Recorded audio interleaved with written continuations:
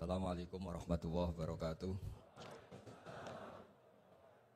Bismillahirrahmanirrahim. Tabarakalladzi nazzala al-furqana ala 'abdihi liyakuna lil 'alamina nadhira.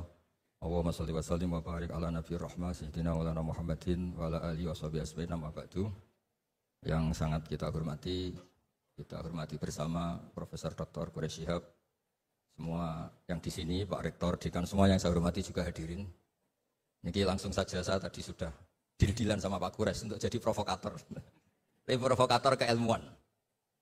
Kenapa tadi ini sarjana arsitek, tapi ngomong tata bahasa meneladan, tidak tahu saya. Begini ya, saya akan bikin mukadimah nanti yang menyempurnakan Pak Quraish. Jadi ilmu tafsir itu dimulai dari satu dialog umum. Dialog umum itu bisa perwakilan atau ungkapan atau apa saja.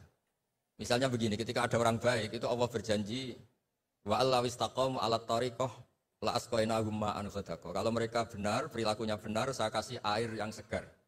Tentu kalau kita tahu orang berkecukupan air itu tidak cukup segalanya.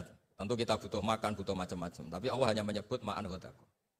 Semua mufassir sepakat kata ma'an ghadaqa ini ibaratun an raghadil ais. Bahwa ini adalah maksudnya adalah hidup yang nyaman, bukan sekedar berkebutuhan apa? Air.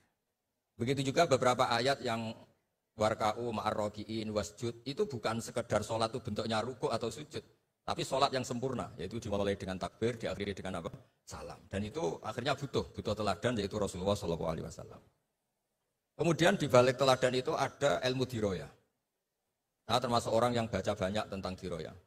Karena korban bulian, jadi ulama ya saling membuli, saling mengerjain itu. Jadi suatu saat Nabi Musa itu tanya sama Allah, nggak terima. Memang Nabi Musa ini Nabi paling usil. Untung kita nggak jadi umatnya, kalau jadi umatnya ikut usil. Makanya kalau yang usil itu umatnya Nabi Musa, itu bukan Nabi Muhammad. Nabi Musa itu tanya sama Allah, ya Allah kenapa engkau menjelaskan tentang engkau, ada kata-kata la ta'khudhuhu sinatu wala naum. Bahwa Allah itu Tuhan yang tidak terkena kantuk. Sinah itu kantuk, wala naum, dan tidak terkena tidur. Allah tidak jawab, tapi Nabi Musa disuruh megang kaca tipis itu. Pegang, Musa ini jaga. Ya Gusti.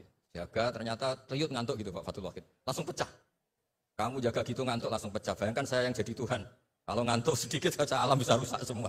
Terus baru tahu dia, oh penting penjelasan sinatun, tidak ngantuk itu. Kalau rektor kadang-kadang ngantuk boleh Pak Fatul Wahid, nggak apa-apa ya. Karena tidak Tuhan, nggak apa-apa. Ngantuk ya nggak apa-apa, salah ya nggak apa-apa. Marah ya nggak apa-apa, karena bawahnya tidak berani negur. Yang nggak boleh salah itu anak buah. Saya ini kata pejabat UI itu Dewan Pembina, jadi memang berhak untuk Pak Rektor dalam struktur. Itu kalau pakai struktur UI, kalau pakai struktur ulama lebih boleh lagi. Jadi diroya itu penting, karena dengan diroya itu yang disebut Quran datar, itu kemudian punya makna yang luar biasa. Tapi kalau kita tidak punya diroya, maka kesannya Quran itu nyuwun sewu itu datar. Itu masalah besar bagi kita sebagai peneliti Quran. Makanya kadang-kadang itu butuh, tadi saya bilang sedikit provokatif. Karena diskusinya ulama itu juga dimulai dari provokasi. Saya dikit cerita perdebatan ulama yang ekstrim. Mu'tazilah itu berpendapat Allah itu hanya menghendaki kebaikan. Karena Allah itu melarang keburukan. Kalau Allah menghendaki keburukan ini paradok. Bagaimana mungkin melarang tapi menghendaki. Jadi Mu'tazilah bingung kalau ngartikan ayat fayudillu wa mayasa wa yahdi mayasa. Terus kata Imam Sanusi itu pengarang kitab Ummul Barohin. Berdebat begini, kalimatnya begini. Idzan waqa'a fi mulkihi ma la yuridu. Kalau kejelekan itu Allah tidak menghendaki, maka banyak di alam raya ini kejadian yang Allah tidak tahu.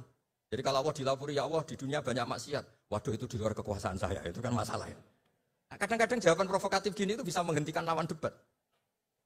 Tapi kata Izzuddin bin Abdissalam yang punya gelar Sultanul Ulama, kamu jangan benci sama Mu'tazilah di konteks ini karena niatnya itu supaya enggak nisbatus syar'i ilallah. Supaya kejelekan tidak diisnatkan ke Allah, tidak disadarkan ke Allah. Itu juga ajaran Allah, ma'asobaka min hasanatin famin Allah, wa ma'asobaka min sayyatin famin nafs. Tapi ahli sunnah tetap saja berpikir khairihi wa syarrihi min Allah. Nah, tapi nggak boleh ditanyakan ya. Kalau kamu tanya ini tak cap jadi umatnya Nabi Musa, nggak boleh tanya bab qada qadar. Karena panduannya Rasulullah SAW ngendikane idza dzukiral qadar fa'amsiku. Kalau sudah diskusi qada qadar kamu harus diam. Yang bicara kriminal, pidana. Tapi saya memberi contoh betapa perdebatan diroya itu penting. Nabi wa Khalilur Rahman Ibrahim itu juga sering debat, malah sama Allah, enggak sama Pak Quraish atau sama Pak Rektor. Suatu saat Nabi Ibrahim itu mau meninggal. Kata malaikat Israel, Ibrahim kamu mau meninggal? Enggak, saya tidak mau meninggal. Kenapa? Karena saya gelarnya Khalilur Rahman, kekasih Allah. Hubungannya apa? Aro'aita khalilan yumitu khalilah. Masa kekasih membunuh yang dikasih ini enggak benar? Malaikat kan enggak biasa debat. Naik Israel tanya, ya Allah ini logikanya gini, ini gimana ini? Enggak pernah kuliah malaikat, enggak bisa debat malaikat. Allah itu enak saja jawabnya. Bilang ke Ibrahim, wahal ra'aita habiban yakrahu ajalqa habibah. Masa katanya kekasih Allah ketemu kekasihnya enggak siap? Oh iya mati enggak apa-apa, mati enggak apa-apa. Jadi kalau kamu takut mati itu belum kesayangan Allah. Kok takut semua tuh? Padahal enggak kaya juga, enggak makmur juga, tapi takut mati. Nah, itu juga ada dialog. Sehingga ilmu ini menjadi hebat itu karena banyaknya dialog. Yang terakhir, saya ini Sohibul Bait, jadi nanti Pak Kures yang ngertikan. Ya, saya hanya provokasi supaya nanti Pak Kures pakai ilmu yang kelas A. Bukan kelas muhibban, kata Pak Rektor tadi. Itu ya provokatif. Muhibbin itu sudah luar biasa. Kalau mustameh malah turun terus ngantuk itu kalau di Indonesia. Muhibbin itu sudah luar biasa. Ada sekian debat-debat yang misalnya begini di tafsir Tobari. Kita sebagai penekun fikih, saya ini sedang bermati jenengan, penekun bondak pokoknya kita ini penekun fikih. Itu yang namanya qasar sholat itu ya sholat rubaiyah dikosor menjadi sunaiyah, duhur menjadi 2, asar menjadi 2. Ya jangan qasar maghrib jadi 1,5. Juga qasar subuh menjadi apa? 1. Yang boleh dikosor itu yang sholat apa? Rubaiyah yang jumlahnya 4. Ini kalau nggak diajari ini bahaya ini. Sudah pakai nama Islam terus qasar sholat maghrib bisa repot. Tapi Imam Tobari ngendikan, apapun hebatnya mufassir itu dia terjebak oleh mindset fikihnya. Karena dia fikih ya qasar itu qasar sholat itu yang 4 menjadi 2.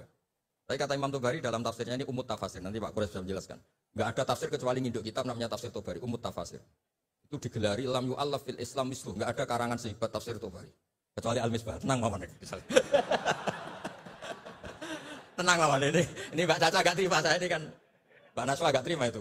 Melihat saya sama banyak terus ya kecuali enggak apa-apa, sudah ini tamu harus dihormati sudah kecuali. Saya rileks saja.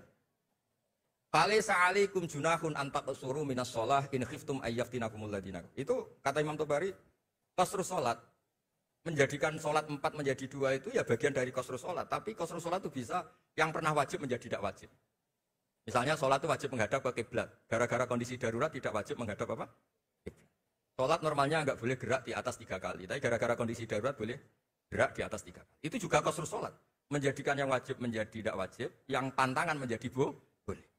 Sehingga pesannya Mbah Mun, guru saya Kiai Maimun, juga pesannya Bapak, tafsir biarkan tetap tafsir, jangan mengganti kalimatun jami'ah atau lafdun jama' yang ada di Quran. Karena kalau tafsir membentuk nanti menjadi mudhoyik, mempersempit makna Quran. Coba kalau sampai belajar tafsir ya Yohanes mesti ya ahla Makkah. Budu robbakum. Jadi kalau nuruti tafsir kan, oh ini perintah ke ahli Mekah, saya kan orang Indonesia. Bisa masalah itu. Misalnya tahajud, wa minal laili fatahajjat bi. Fatahajjat ya Muhammad ya Rasulullah. Saya kan tidak Nabi Muhammad, berarti enggak kena perintah itu. Masalah besar itu. Jadi memang tafsir itu harus, tadi saya sudah matur Pak Kures, di pondok itu jarang orang nulis tafsir.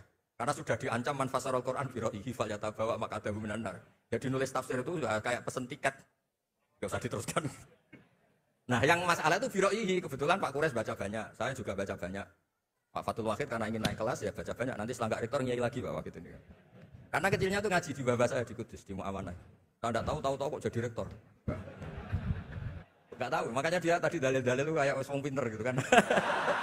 Karena saya juga heran.